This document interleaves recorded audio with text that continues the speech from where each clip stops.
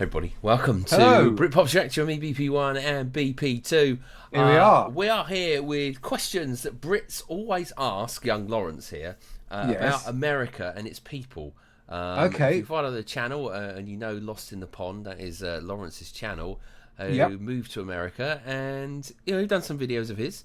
We enjoy his insights, shall we say, into America versus Britain in different ways.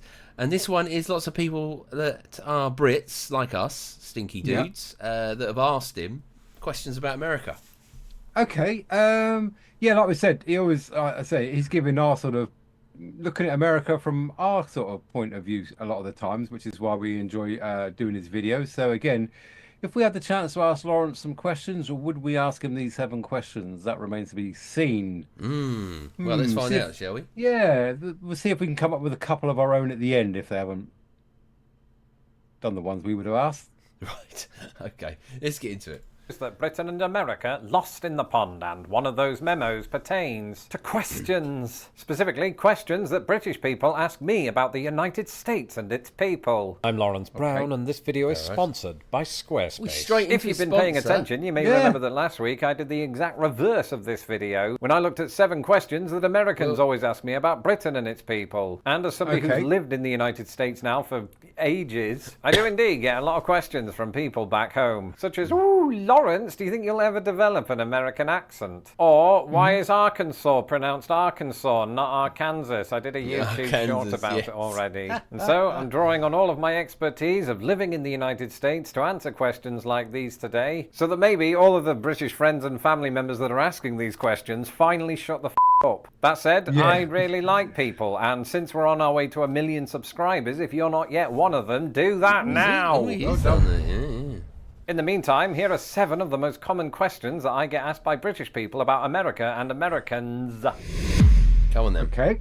Number 1, why do Americans call their sport football when they don't use their feet? Well, firstly, that's not entirely true. I mean, I think we've all seen it where a player takes the ball, puts it down, kicks it, in slow motion. That might just be in the movies. That was a and bad everybody kick, goes wasn't it? crazy, so it must be an important part of the sport. But secondly, I did some Googling, and I found out that it's called football because of the sports from which it's derived. See, back in the 19th century, Britain was developing a series of ball games. One of them, famously, was soccer, or to give it its full name, association football. And this was called association football because they had to differentiate it from something else called rugby football. Rugby football did indeed go by the name of rugby football, and in fact sometimes does to this day, despite the fact that they too don't use their feet unless they're kicking it over a giant H or down the field. Or maybe I've never got that. Football. And American-style football basically took its cues from rugby football, and the name stuck.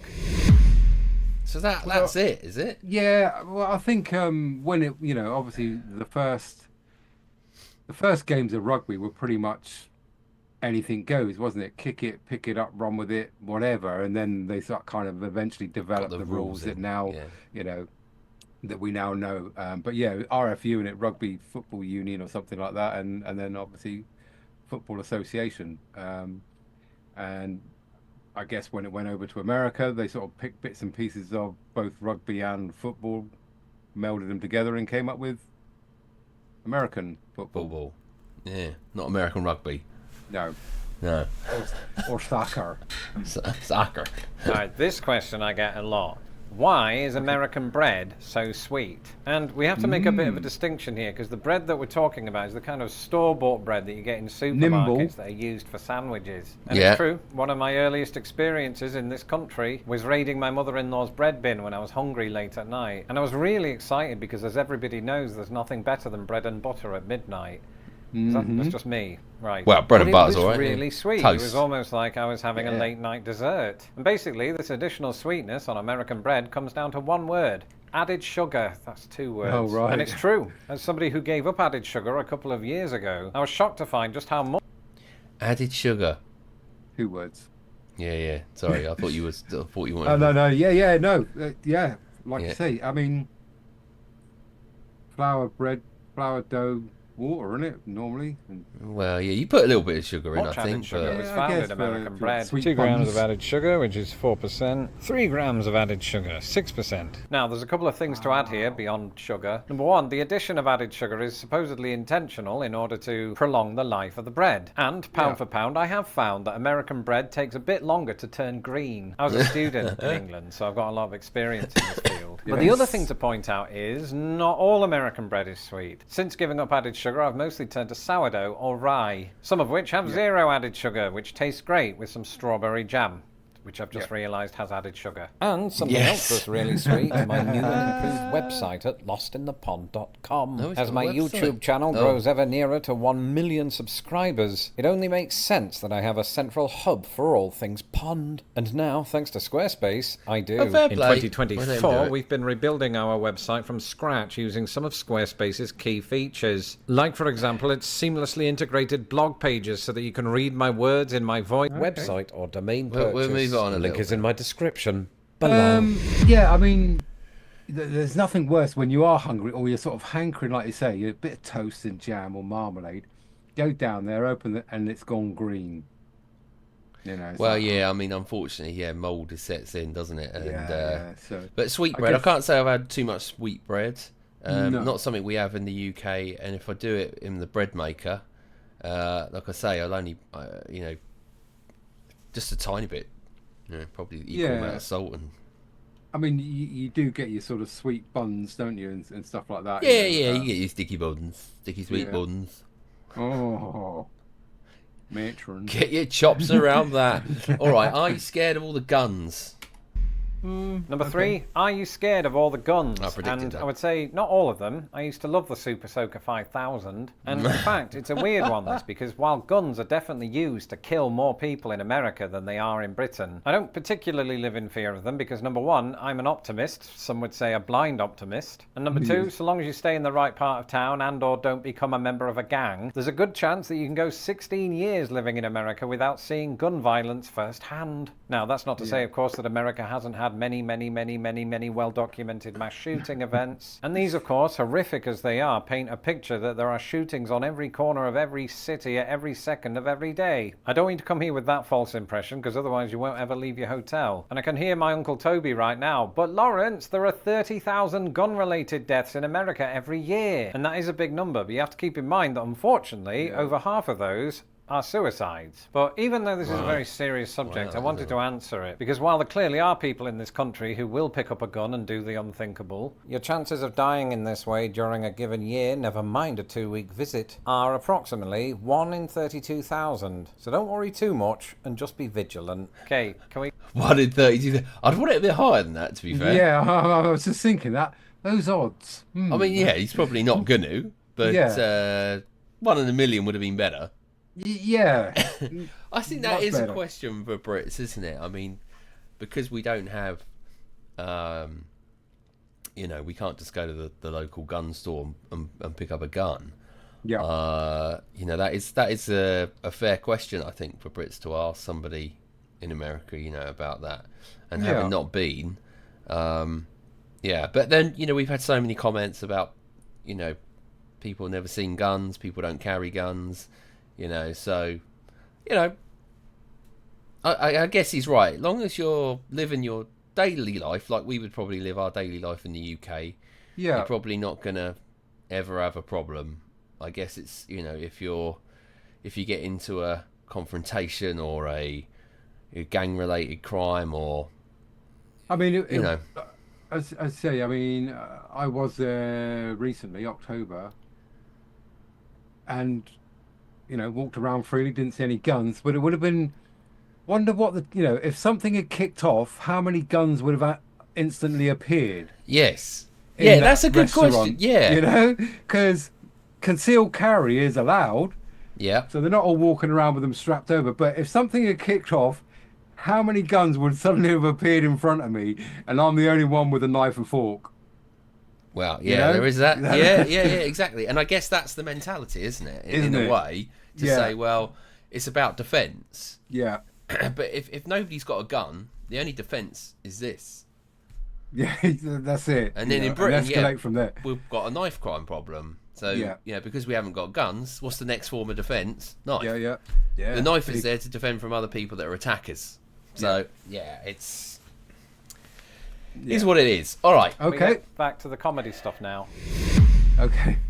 Thanks. The next question. Oh, get this all the time. Do Americans think you know the Queen? No, because she's dead. But also, despite this being a kind of stereotype of Americans, I've received this question, or a question along these lines, precisely once. I was in a training class back when I worked in a call centre, and in those call centre training classes, you get a big mishmash of many different types of people. And I was put with this one fellow who was weirdly obsessed with my accent, who kept bombarding me with questions, one of which was, why do you call soccer football? Happens in reverse. And his question was something along the lines of, did you used to live near the Queen? And even though I don't think he meant it in this way, I suppose relatively speaking I did, because I lived in London. She lived in London. We were like buddies. But I got the sense that he meant, did you live in the same apartment complex? And the thought of the Queen paying rent is quite laughable because she's dead. Oh, come on. I mean, there's some questions to ask. To make a video, do you know the... I mean, come on. That's like me asking an American, do you know Trump? I mean, come on.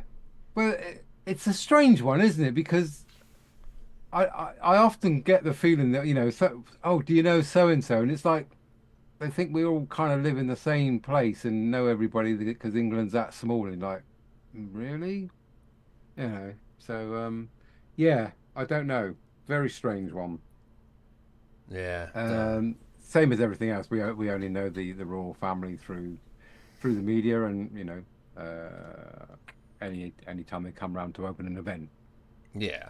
A new shopping centre. Why is it called the World Series when only Americans play? And once again, that is completely and utterly a little bit false, because it's not just American teams. There's a Canadian one as well. And secondly, I need to dispel a myth. For the longest time, it was believed that the baseball competition's name came from the fact that they were sponsored by the New York World Telegram newspaper. The assertion being that they took the word world, try saying that after 4 whiskeys, and named it that with utterly no pretension of being a global competition. But that theory has since been debunked. Instead, the real origin of the name is this. In 1903, the owner of the Pittsburgh Pirates challenged his counterpart at the Boston Red Sox to what he dubbed a World Championship Series, because at the time the Pirates were the best team in the National League and the Red Sox were the best team in the American League. And why the National League and the American League don't mean the same thing, I'll never know. But it seems like he used it ironically and it sort of just stuck and then evolved into the World Series. There is, of course, a baseball competition that does include different countries, and that is the World Baseball Classic, which is sort of like a dime store version of the FIFA World Cup, but with baseball.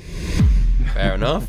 Why do American tourists in Britain tell you the state they're from before they name their country? And I too have experience with this, because when I met my American wife over in England, my first words to her were, "Hi, I'm Lawrence. I was named after the actor Laurence Olivier. Isn't that impressive?" But my second words to her were, "Where are you from?" To which she answered, "Indiana." And I've never asked her about that. Maybe she said Indiana because I assumed from her accent that she was from the United States, but actually when I asked her it, I remember thinking, well, you could be Canadian. I could end up looking like a right numpty if I assume your Americanness. But equally, for those of us who have a bit of geographical nous, I know from the answer Indiana that she is from the United States. The problem is, not everybody in Britain knows all of the 50 states.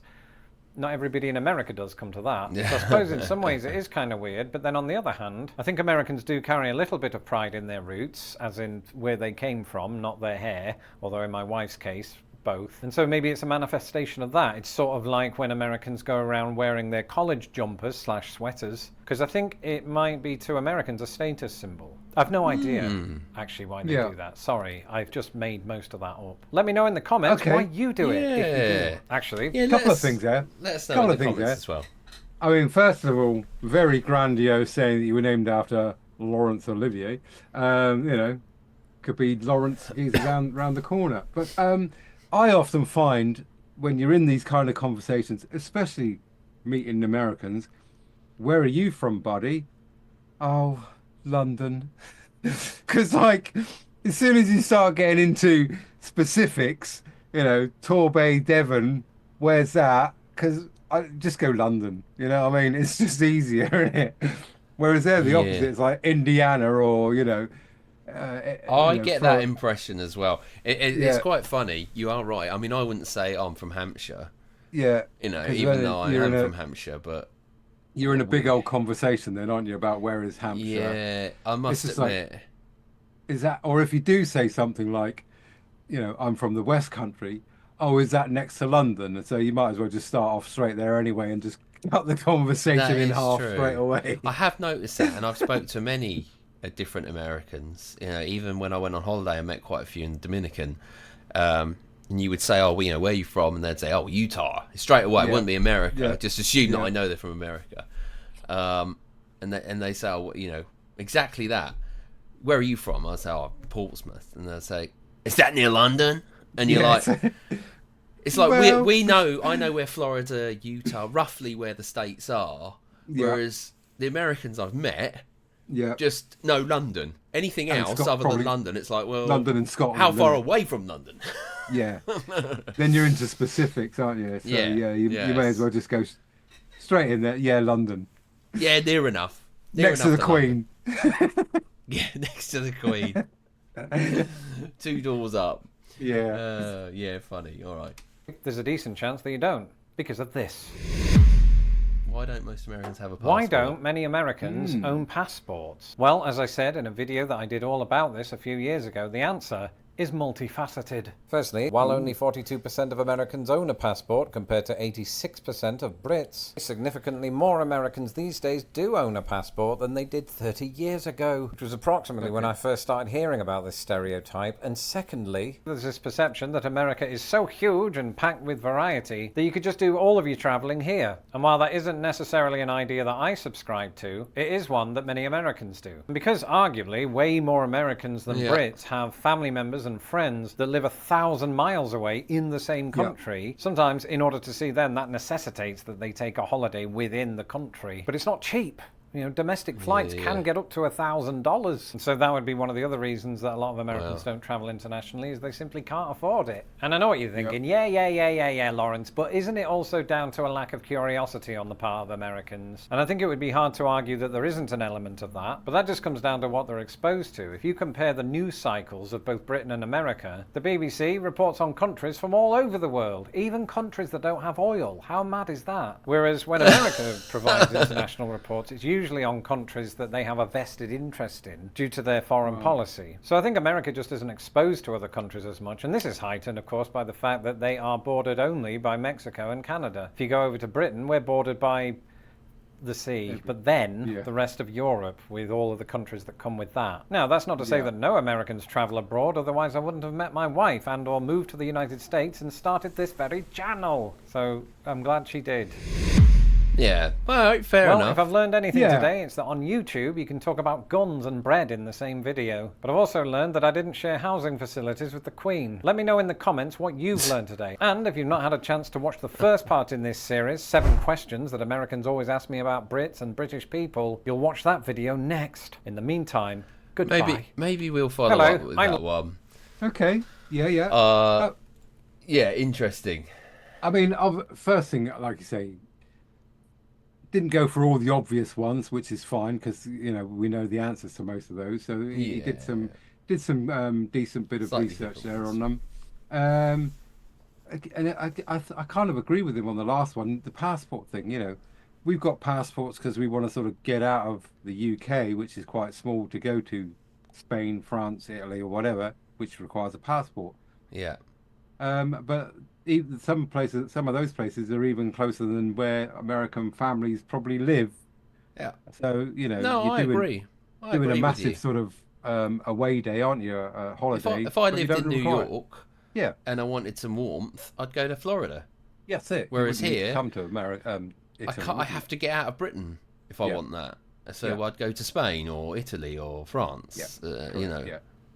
So fair play on that one. Hemisphere travel rather than country. Right. All right. Well done. Thank you very much, Lawrence. And some more interesting background on him and how he met his wife to be. Brilliant. Yeah, brilliant. All right. Thanks for joining us today at Britpop Chat. We'll be back tomorrow with me and BP2. Until then. Goodbye for me. Oh, all right. I forgot that bit. uh, Brilliant.